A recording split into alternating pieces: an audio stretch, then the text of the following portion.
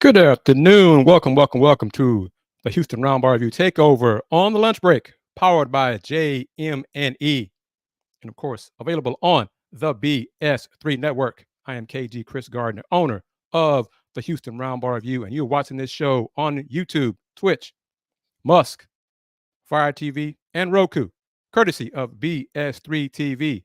If you have a Roku streaming device, just download BS3 TV. If not, go to bs3network.com or bs3tvlive.com. Rockets, Draymond, Coogs. We're going to talk about it. Join me in this 55 minutes of fast-paced conversation. Let's have some fun. Hit me with those comments in the stream comment section here on YouTube. Let's get into it. Going to play this first two clips I'm going to play. One is from head coach Kelvin Sampson of the Cougars. Yesterday, coach had his weekly press conference, his Zoom call with us, and he touched on injury status. Let's say injury status update for starting forward Juwan Roberts. Of course, Coach Sampson says Juwan. It's Juwan is Juwan Roberts. Juwan has been battling a knee issue. His knee swells up sometimes. But listen to what Coach Sampson had to say about Mr. Roberts' knee. Check it out. Juwan hasn't practiced this week yet. His knee has swollen up on him, and we're just trying to just be very, very cautious with that knee. It's hard to practice 5 consecutive days with your team this time of year. We played Saturday, so Sunday was a scheduled day off because of the rule. And then today, we're not going to do a whole lot, do some individual work, go through some scout report stuff, get a ton of shots up. But probably the only thing we let Juwan do today is shoot free throws, and then we'll see how he is tomorrow. Kelvin, does that go back to anything in particular, or is that just something over time that he's been dealing with? Yeah, it's over time. There's 2 or 3 times a year we have to go in there and drain it and get the fluid off of it. And then I think, I don't, when I say I think, obviously I know, we drained it, I think a week or so before Charleston. He was out of practice some in October with it. It just swells up. But those the wear and tear on their bodies. That's why as coaches you have to be smart this time of year. Because everybody's dealing with it. Every team in the country's got kids banged up, one thing or another. It's just the way it is. It's just the way it is. Head coach Kelvin Sampson with an update on Juwan Roberts and Juwan's knee issue. It was drained weeks ago for the Charleston Classic multi-team event. Of course, the Cougs are undefeated, 10-0 this season so far. Next game this Saturday afternoon in a college doubleheader at Toyota Center. They're facing the Aggies, the Texas A&M Aggies.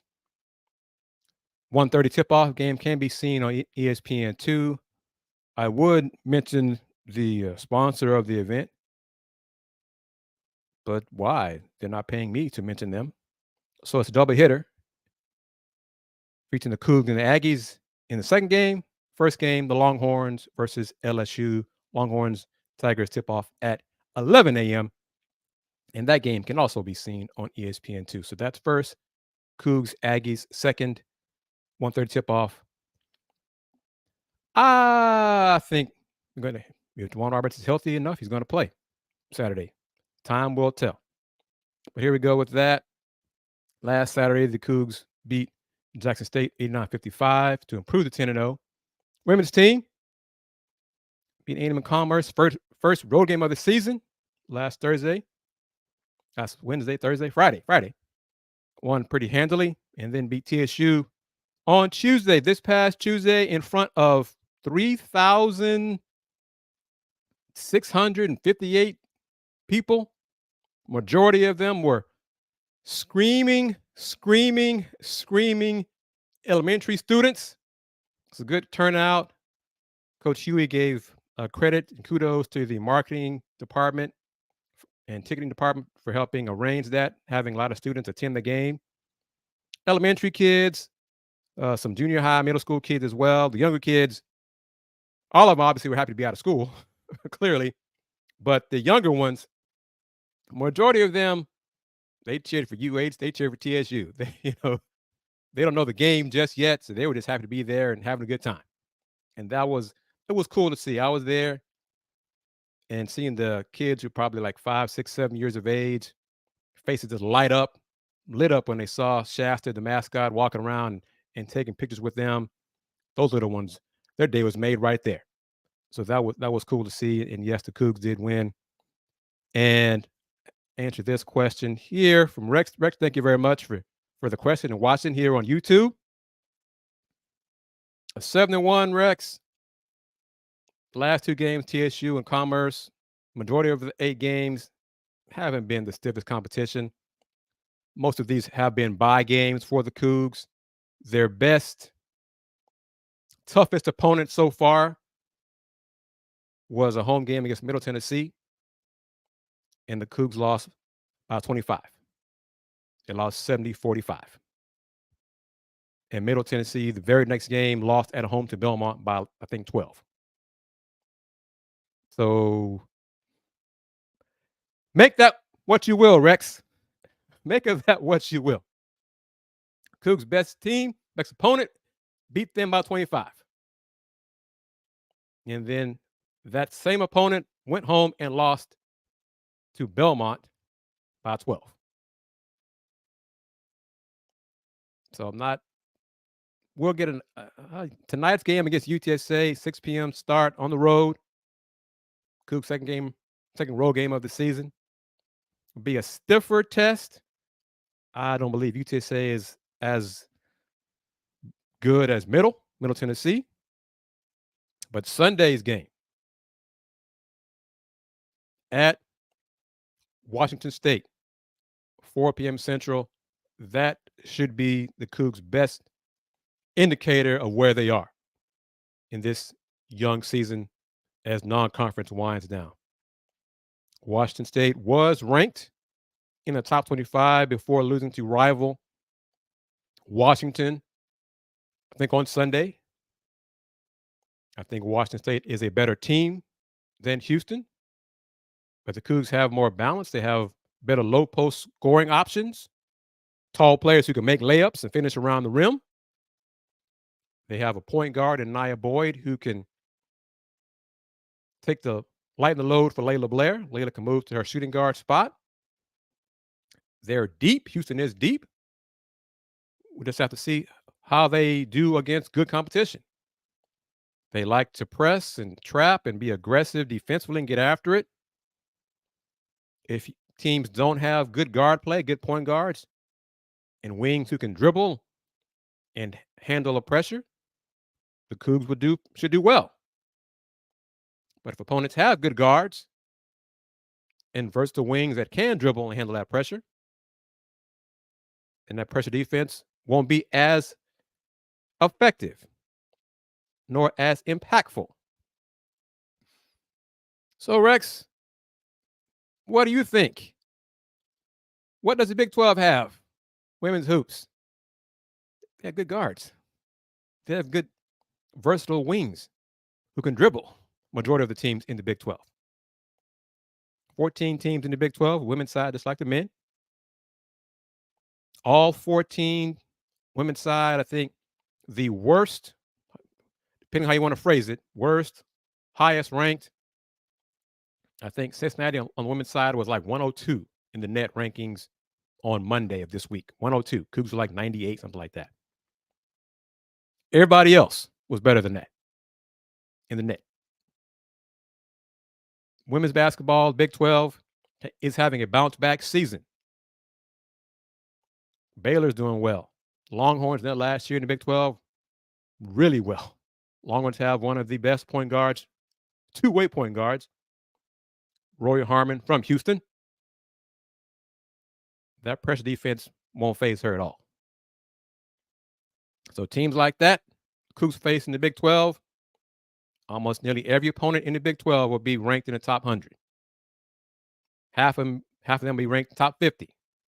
So Houston will have a chance to get quality wins in conference play. I'm not convinced how many quality wins they're going to get. Time will tell. I want to be wrong. I want to believe this is the season that Coach Hughey leads his team to the NCAA tournament. I don't think it's going to happen, though. Charlie Creme, ESPN's women's hoops bracketologist. He had a bracketology out Tuesday on the 12th. 7 Big 12 teams are in his bracket. Houston's not one of them. Houston is not one of them.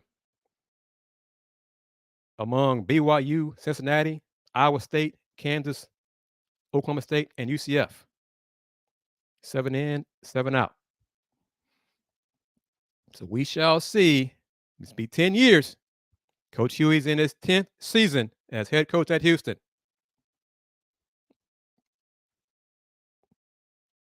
He's got talent. More talent. You said it. I'm leading into it. You said it. 10 years in. Good man. Good person. It's not personal. 10 years in. First year in the Big 12. Will the administration make a move if Coach Hughey does not get the team to the NCAA tournament?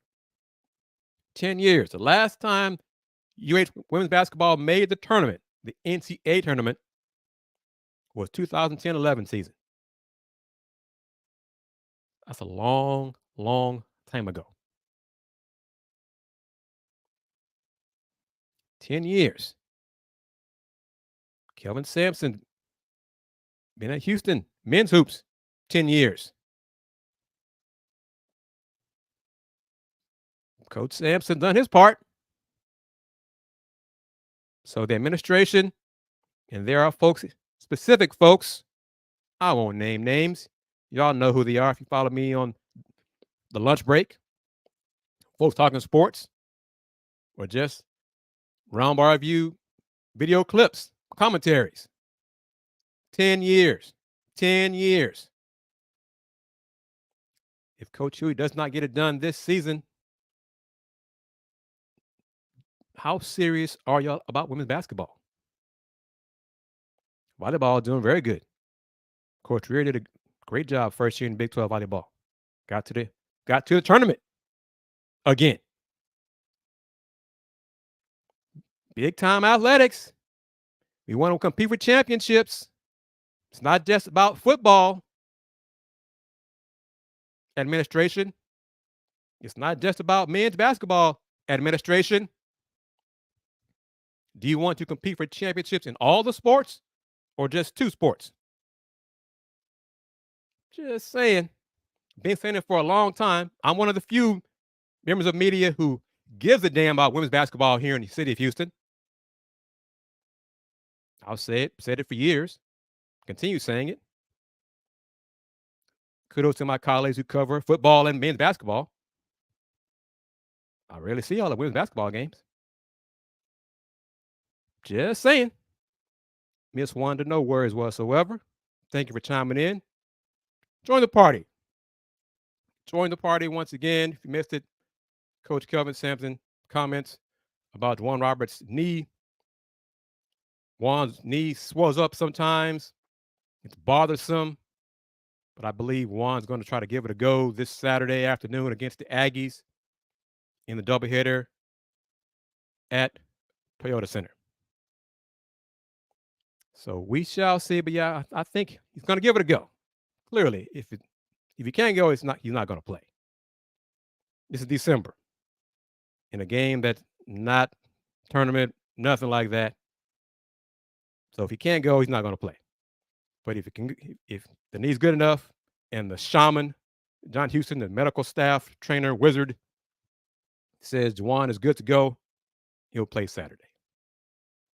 And if he does, it'll increase the chances of the Cougs beating the Aggies and Houston improving to 11-0 on this young season. Oh, Miss Wanda, we need to talk about what you and Alvin Franklin discussed about women's hoops.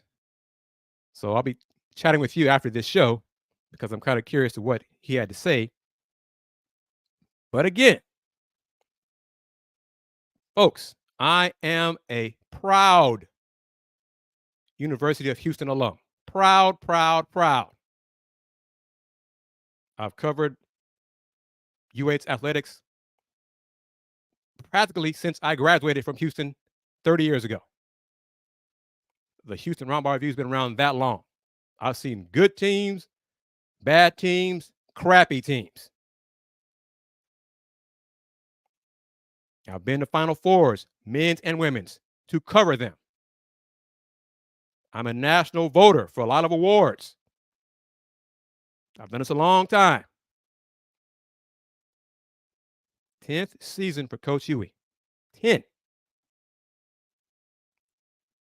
If it doesn't get done this year, just putting it out there. Let's see. Will this be the first time that both UT and Aggies play? I believe so. Yes. I believe so. And one other thing Coach Sampson mentioned in Wednesday's press conference is that the Cougs will be participating at Toyota Center next season in another event. So the opponent has not been named, but it's already, that part of it it's been discussed, and the Houston Cougars men's hoops will be playing at Toyota Center next season. It'll be a busy year for the Cougs next year because they go to Mexico to face Kansas in December and then have another visit to Toyota Center, as well as a second season in the meat grinder of Big 12 men's basketball. And man, oh man, next year, Arizona will be in the conference. Colorado's ranked. I think, what is it? Arizona, Kansas, and Houston are ranked, 1, 3, 4, something in the top 25 poll this week. Baylor's ranked. Man, I'm looking forward to men's basketball for Big 12. Looking so very forward to it. Very much so.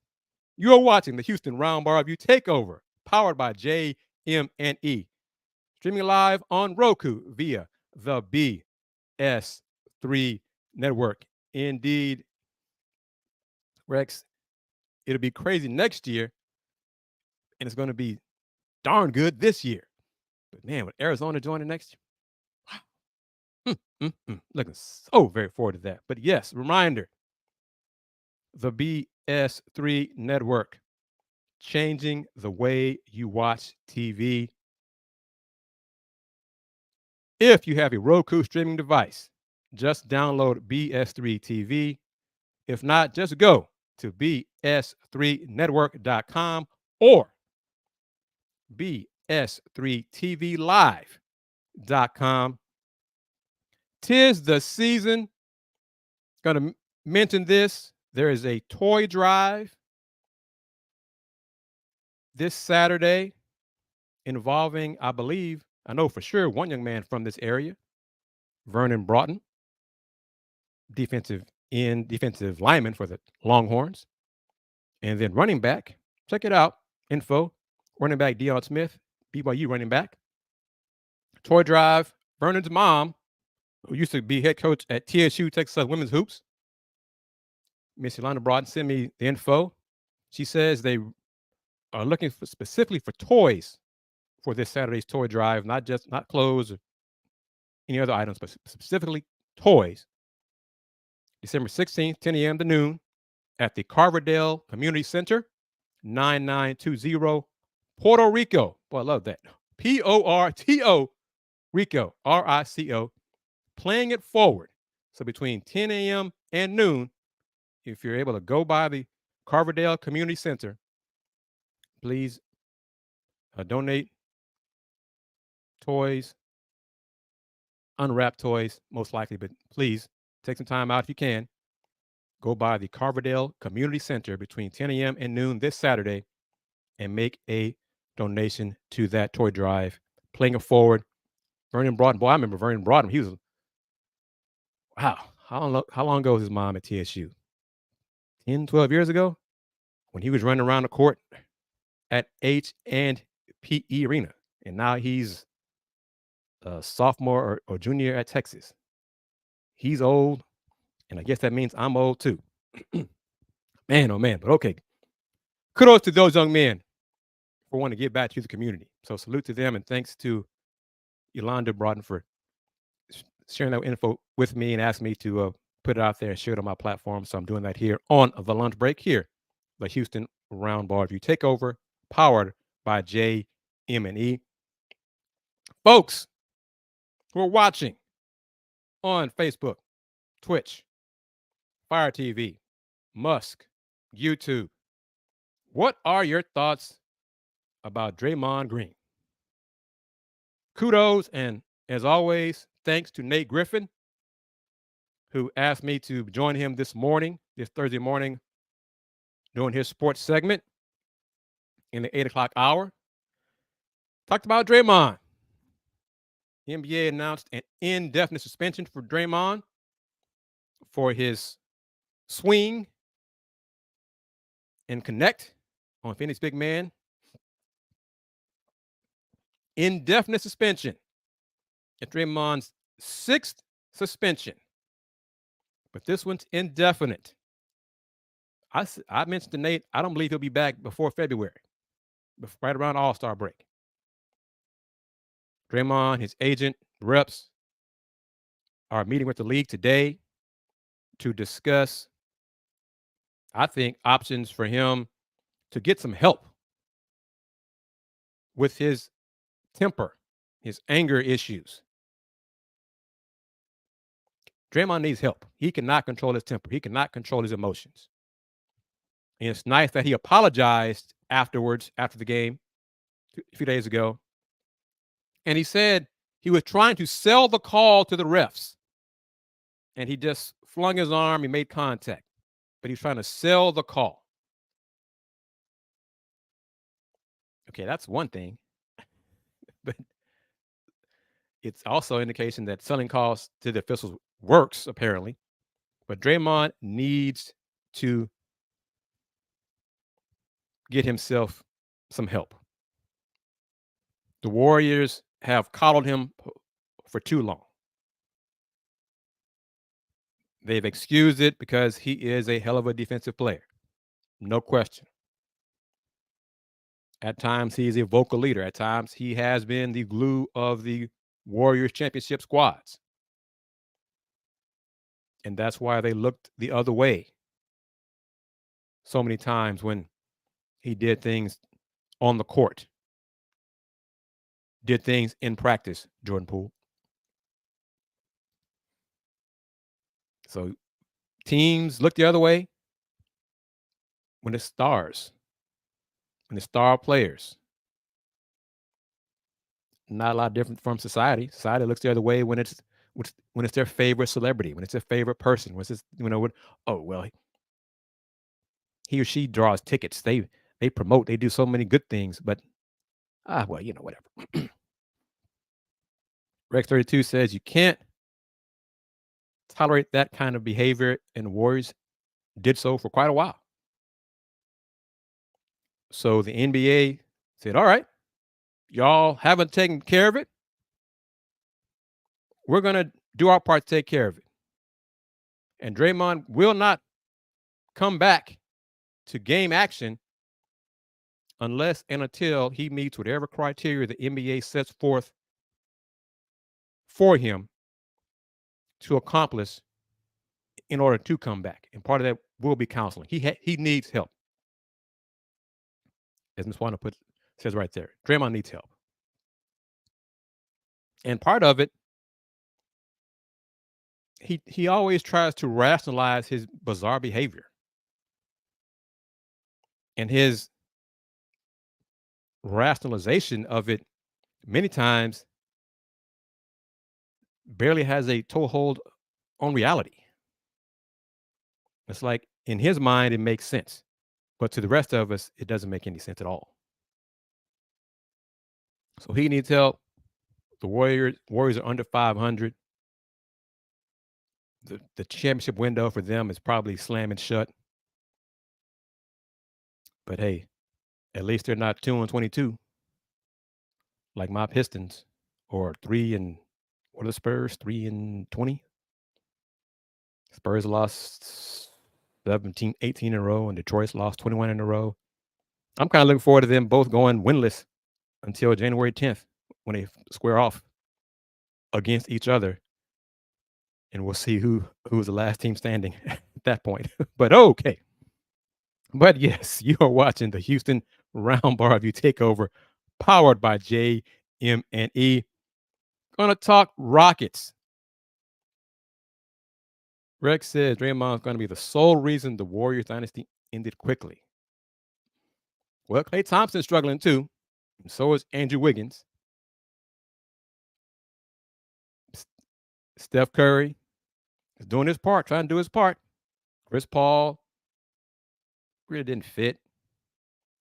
I've said it for a while, said it for years. The Warriors, before the season, they were a veteran-laden squad trying to make one final push to get another ring. Right now, they're old. When you're winning, you're a veteran-laden squad with championship experience. When you're losing, you're old, and it's time to break it up. It's time to start over. It's time to start making trades. Fine line there between being a veteran squad and being an old squad. Warriors right now, because they're losing, are on that older spectrum. All right.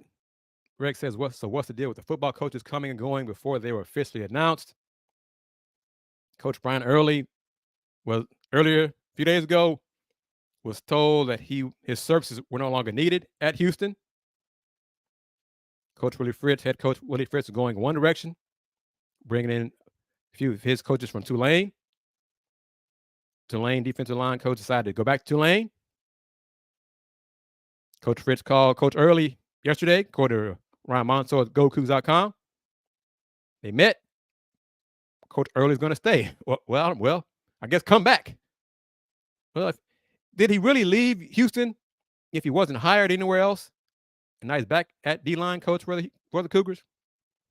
Who knows? But it's part of social media, putting things out, info out there before it's official. You got a lot of social media journalists now who post the news before anything's official. That's why schools don't do it until all those I's dotted and T's are crossed, and they put out official press releases. It's the world in which you live. Such as, I'm waiting for, I guess, official word today, if it's going to be today, that Texas Southern has reached an agreement, or will reach an agreement, with Fred McNair to be their next head coach of football. Fred McNair was Alcorn State's head coach. Alcorn's in the SWAC. Fred was going from Alcorn to TSU, reportedly. That last name sounds familiar. McNair. Fred is Steve McNair's brother. May Steve rest in peace. So yes, Fred has ties to Houston, has ties to the state of Texas, all those good things. So just waiting for the official word, the official announcement that TSU and Fred McNair have reached an agreement for Fred McNair to be TSU's new head football coach. Going to take a break for about 90 seconds. Going to give a quick salute to Rex.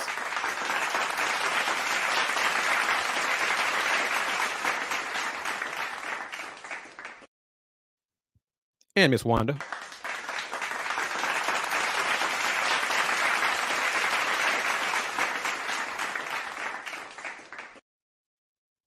You are watching the Houston Roundball Review TAKEOVER, powered by JM&E, streaming live on Roku via BS3 TV. BS3 TV, changing the way you watch TV. Be back in 90 seconds.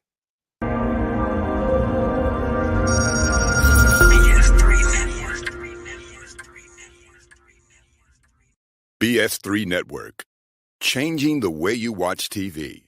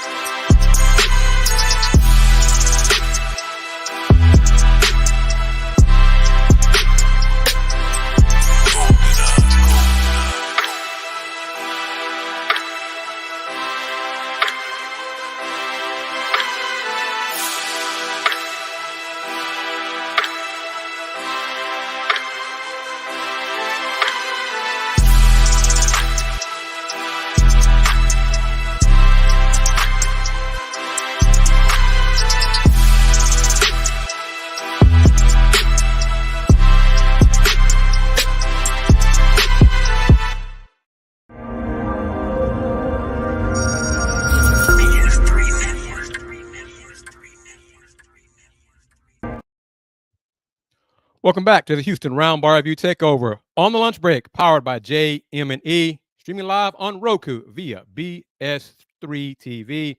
I am KG Kris Gardner, owner of the Houston Roundball Review. Some SWAC news earlier this week. Talk about a lot of stuff here in the TAKEOVER, not just Coogs, Rockets, SWAC.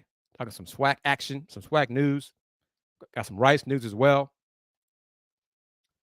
SWAC announces the Student Athlete Enhancement Initiative, which is the creation of the initiative. The SWAC Council of Presidents and Chancellors unanimously approved the implementation of the initiative at the league's recently held winter meetings. The conference office is set to distribute a total of $4.8 million in funding for the initiative, which will be allocated to league member institutions over the course of the next 4 upcoming academic years. The initiative will include funding for the continued implementation of enhanced student athlete support services in the areas of academics, sports medicine, and sports information. Additionally, member institutions' athletic departments can also use the funds to help support student athletes' mental health initiatives, cover costs of attendance allowances, and assist in covering Alston cash awards for academic achievement. That's a new one. That's about $5,000 right there, I think. Quote from the commissioner of the SWAC, Dr. Charles McClellan: "The SWAC Student Athlete Enhancement Initiative will positively assist our league membership with their collective pursuits of academic and student athlete support services excellence.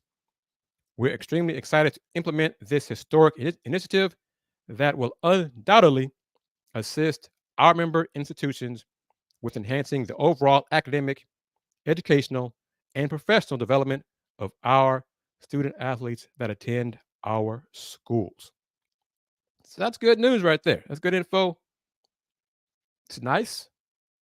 $4.8 million is nothing to sneeze at over 4 years. It's chump change to the bigger programs, but it's the SWAC and it's HBCU schools, so I salute them. And one final thing from the commissioner: this unique strategic initiative will go a long way towards assisting our league with making significant strides as it relates to enhancing our member institutions' student athlete support services areas, while simultaneously enhancing the overall student athlete experience through an increased offering of impactful resources and high-level supplemental support, end quote.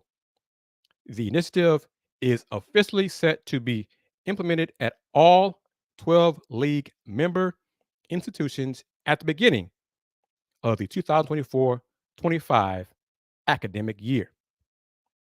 As I touched on it, the American. Rice is part of the American. I cover the American Athletic Conference. The American Wednesday announced their opponents for football.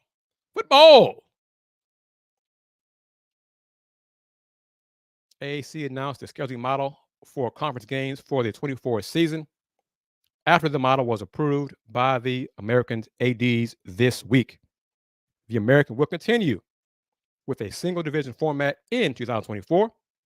The top 2 teams in the final regular season standings will qualify for the American Athletic Conference championship game. The 24 season will be the Americans' second with 14 football playing institutions as Army West Point joins the conference. The schedule format calls for each team to play 8 conference games with 4 home games and 4 road contests for each team. With Army joining the American, the Owls' previous non-conference series with the Black Knights, which included a home game in 2024, was canceled. Information on an updated 2024 non-conference schedule will be released shortly. Here is who the Owls will play in conference next year in 2024. Rice will host Charlotte, Navy, South Florida, and UTSA. And on the road, they'll face Army, Memphis, Tulane, and UAB. So Coach Bloomgren and squad know who they'll face conference-wise next season. But more importantly, they get ready for, I think, Texas State in the bowl game, in the First Responders Bowl in a few days. I think it's next week. Press conferences on campus will be about that next week. So good luck to Rice because they're going bowling. Unlike my alma mater. But hey, the Cougs had to miss going bowling in order to make a change at head coach. So we got to take the good with the bad. So, but yeah, there we go. Rocket fans. Rockets 12-9. Won 11 straight at home. Got the first road win last week over Denver.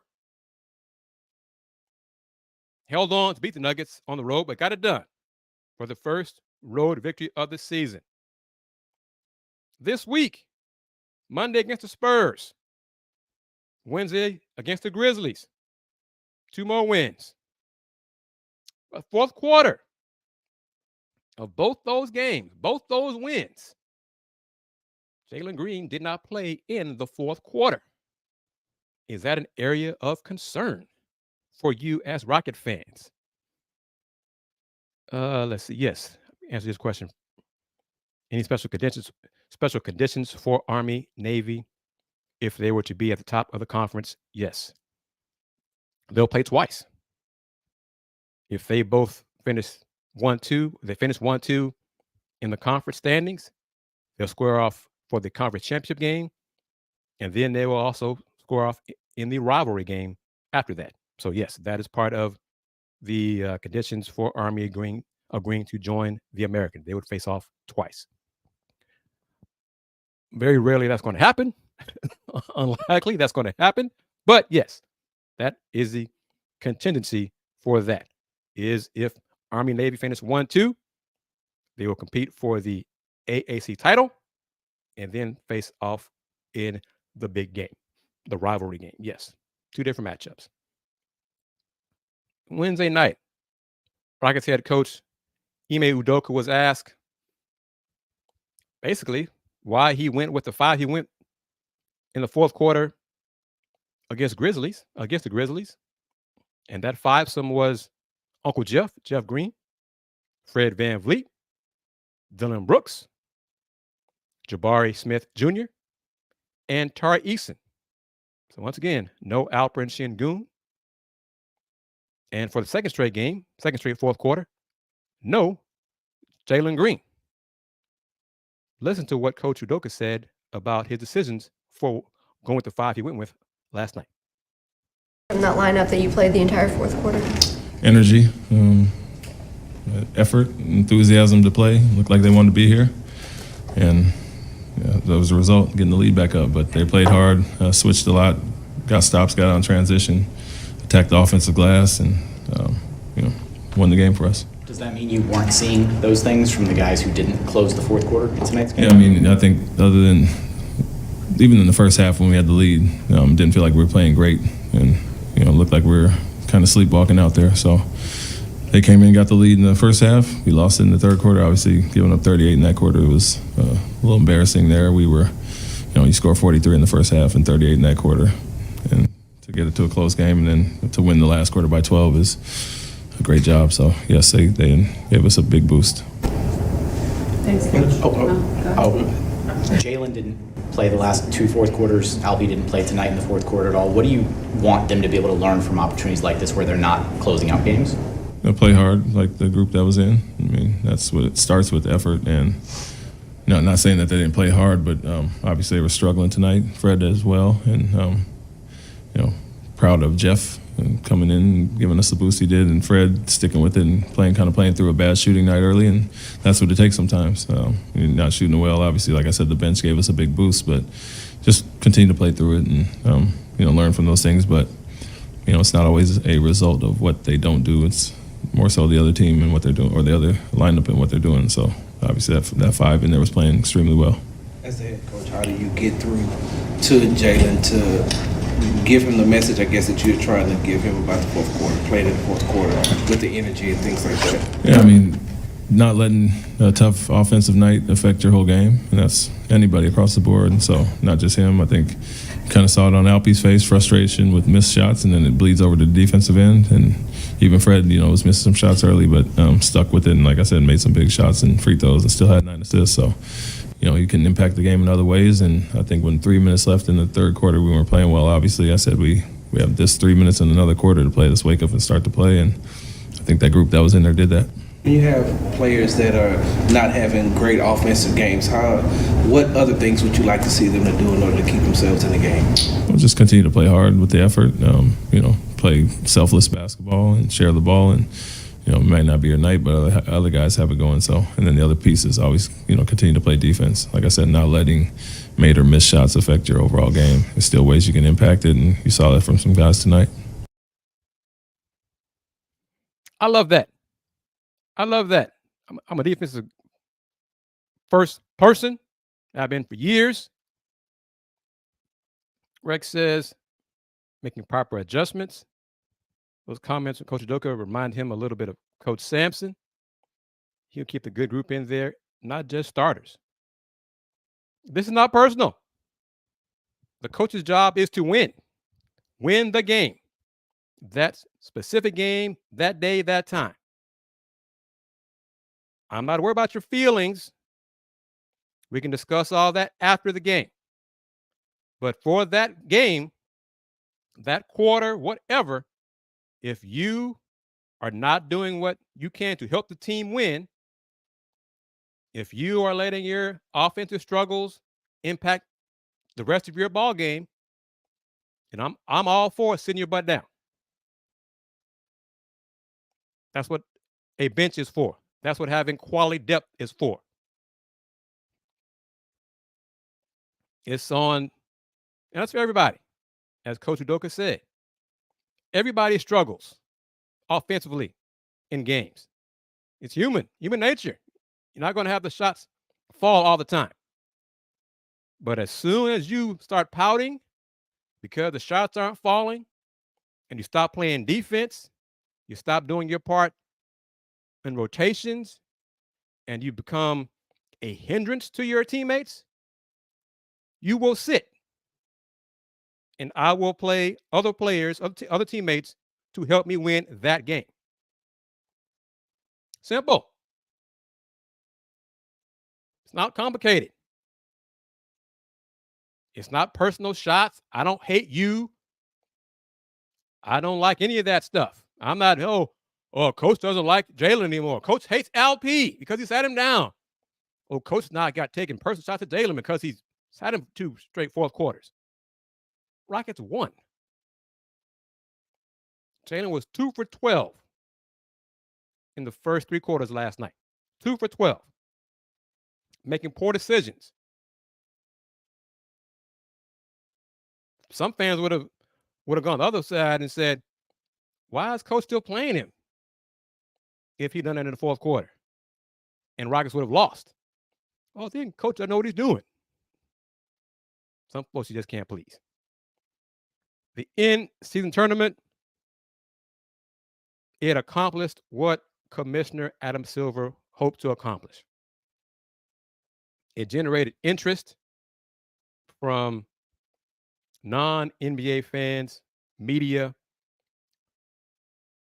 I couldn't care less one way or the other for it. I watch games regardless. But basketball fans that I've read comments, heard comments, they said it's the first time I watched games in December in a long time because it meant something to me. It meant something to the players. That's what the commissioner wanted to accomplish. So check the courts designs. I hated most of them. Most of them looked hideous. And then some of them, the paint that was used wasn't the same for all the courts. So some were slicker than other courts. So players were slipping, sliding. That's dangerous. So they got to fix that next season. But the in-season tournament is here to stay. Well, at least here to stay for the foreseeable future. So Adam Silver can pat himself on the back while he takes a sip out of his Roundball Review mug, like you all should have.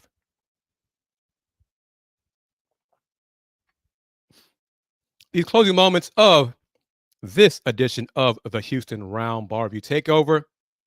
Rex asked me to talk about or mention the Cougars in the portal. Was it not just Cougars like Matthew Golden, Dot, other players? What's the name? Dalton Carnes, receiver. I wish them well. Make the best decision for them. Look out for number 1, first and foremost. But make an intelligent decision. Not a rash decision based simply on money or the promises of money. Go where you're happy. Go where you have a chance to win and exceed on the field, but also exceed in the classroom if that's important to you. If not, then you do, hey, be a mercenary. You can do that too. But look out for number 1. And personally, I hope the majority of all the transfers, if you go for monetary reasons, get that, make sure it's in writing, all those kind of things, make sure you're taken care of. But I hope that the majority of y'all also want to win at your new spot, at your next destination. If you're just in it for the money, yeah, there's some folks like that. You do you. Am I excited about Big 12 Media Day moving to Las Vegas?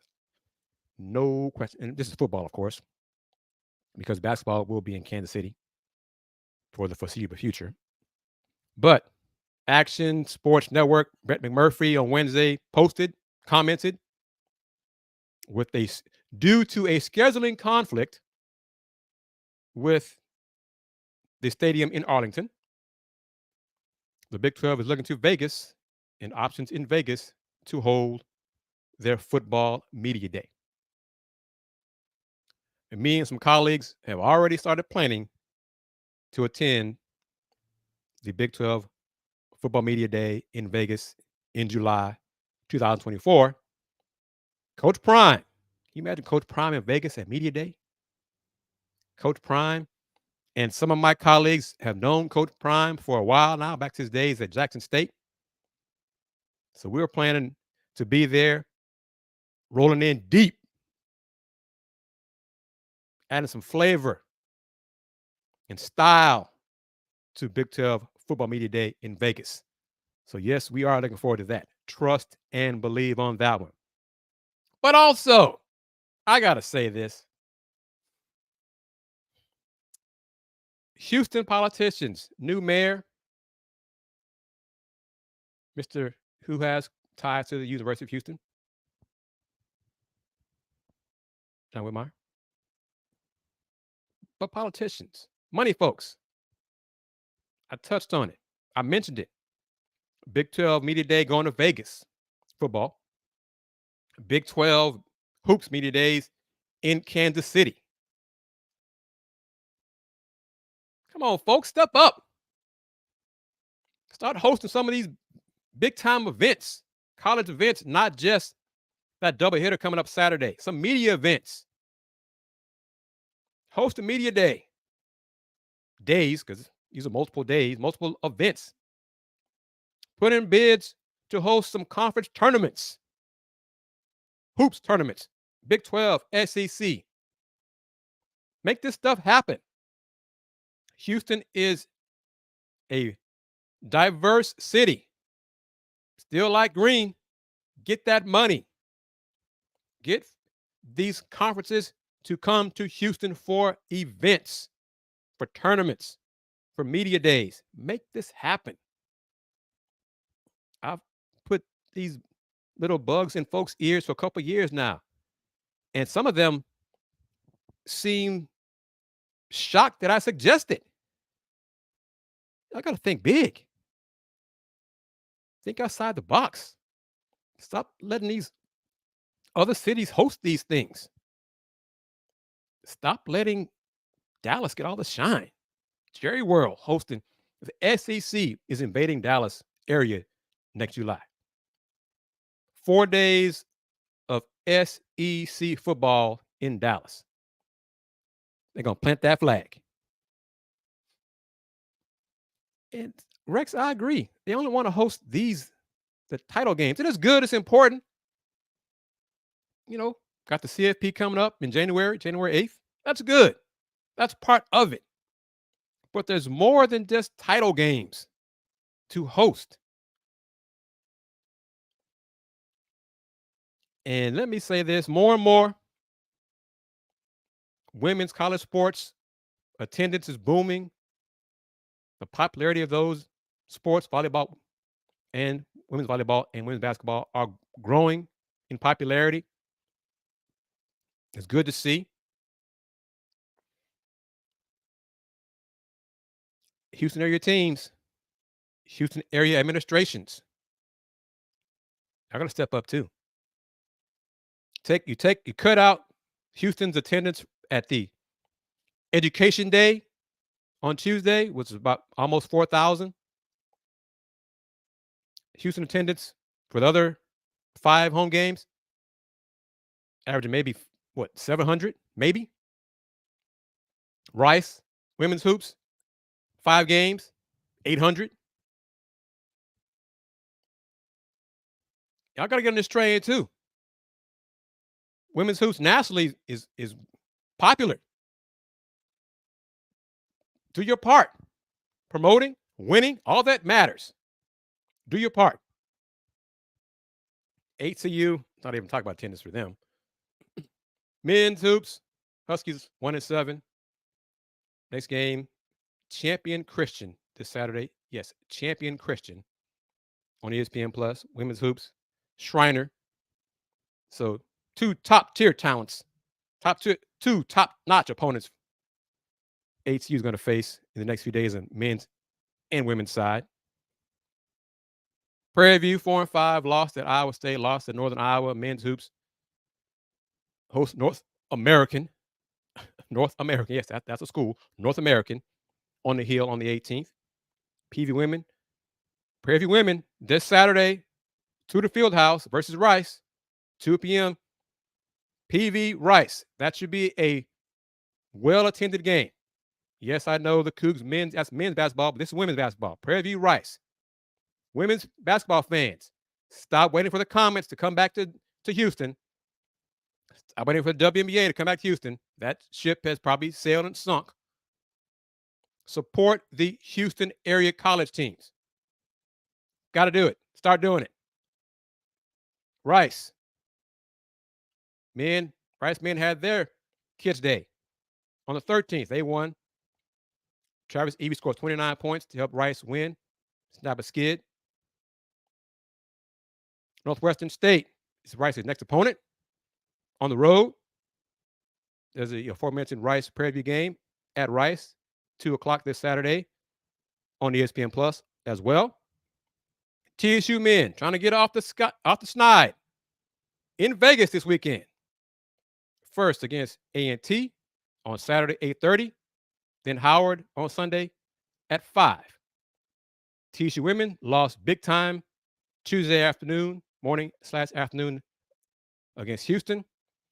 At Tulsa Friday, 6:30, ESPN Plus. And then they host Nebraska Omaha on the 18th. That game can be seen on TSU's YouTube, TSU Athletics YouTube channel, 5:30 p.m. tip-off. So all that information here provided for you on the Houston Roundball Review Takeover. Started off news about Dwan Roberts from Houston having some knee soreness, knee swelling. But I think he'll give it a go this Saturday when the Cougs face Texas A&M Saturday afternoon inside Toyota Center. Comments from Ime Udoka on why he went with the 5. He went in the fourth quarter Wednesday night against Memphis. And that 5 did not include Alfred Şengün and Draymond Green. Rice had the non-conference football opponents announced. Discussed that. All these things discussed and more on the Houston Roundball Review Takeover. This comment from Rex: I wish there was a home tournament, especially the women's side at least, at minimum, for Houston, Rice, TSU, HCU. Keep hoping, Rex. Keep hoping. Put that out there. Start demanding it. Need to be doing something better. And then lastly, some kind of celebration of Houston or college night for high school students tournament, through a halftime contest for a scholarship, something. Think outside the box to generate interest in basketball, college hoops, women's college hoops here in the city of Houston. So Rex, one more time for you. Salute to you. Thank you very much.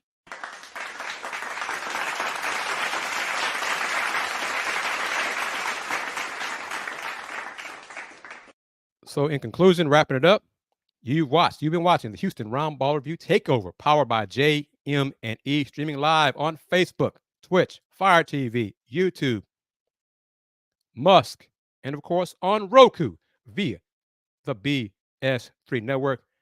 BS3 Network, changing the way you watch TV. I am Kris Gardner of the Houston Roundball Review. Always remember, the Houston Roundball Review since 1994. Local name, global perspective. Y'all take care. Peace. It's Sybil Wilkes with what you need to know. Today is Thursday, December 14th, 2023. Number 1, Rudy Giuliani returned to a Washington, D.C. courtroom Wednesday where he was expected to testify in the defamation case against him. The former Trump lawyer and insider was found guilty of defaming 2 Georgia election workers, Ruby Freeman and her daughter, Shay Moss. Wednesday morning, a communications and social media expert testified it would cost from $17.8 million up to $47.4 million to repair the women's reputations, based upon the millions of impressions that Giuliani's false statements garnered on social media, news websites, and television. Number 2. Nearly 200 countries at the COP28 summit have committed to transitioning away from planet-warming fossil fuels. This groundbreaking agreement, a first in decades of UN climate talks, aims to address the urgent need for action against climate change. The agreement is seen as a critical milestone, but is also acknowledged as a starting point rather than a finish line in addressing the core climate problem. Number 3.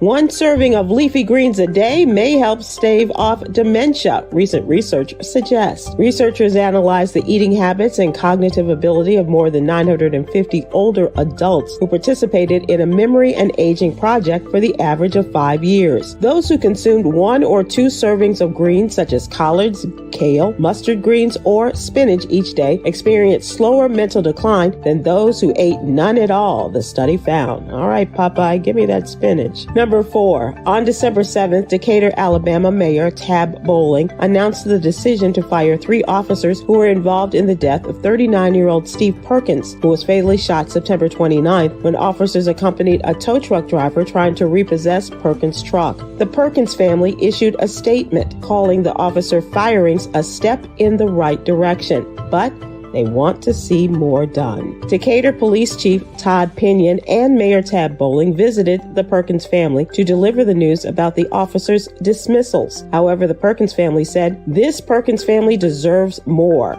and so we won't give up until we get what we deserve." Number 5. Shopping may not be a diagnosable addiction in the Diagnostic and Statistical Manual of Mental Disorders, or DSM-5, that health professionals use to diagnose patients, but it is a behavior that can follow an addictive cycle. According to a report by the U.S. Bureau of Labor Statistics, Black households spend a larger portion of their income on gifts and celebrations during the holiday season compared to other racial groups, often straining their financial resources. According to experts, purchasing things gives the brain a hit of the chemical dopamine. Dopamine is often called the feel-good neurotransmitter, and the rewards of shopping are extremely short-term. Tell me about it. Here's your daily inspiration from Yogi's Jewels. A pure heart and a pure mind result in pure intentions. All right. Join me today live on YouTube and Facebook at 7 p.m. Eastern, 6 p.m. Central with our mental health and wellness contributor, Aprilette Russell, and producer Yolanda Starks-White as we discuss today's top headlines and more. Barbara Scotia College and HBCU in Concord, North Carolina needs our help. The What You Need to Know team is asking supporters, alumni, and friends of Barbara Scotia to help them meet their immediate and pressing needs by donating to help Barbara Scotia rise. Please join the thousands of donors from around the world who are stepping up to save one of the nation's oldest HBCUs. Please visit SybylWilkes.com for more information. I'm Sybil Wilkes. Be informed, be empowered.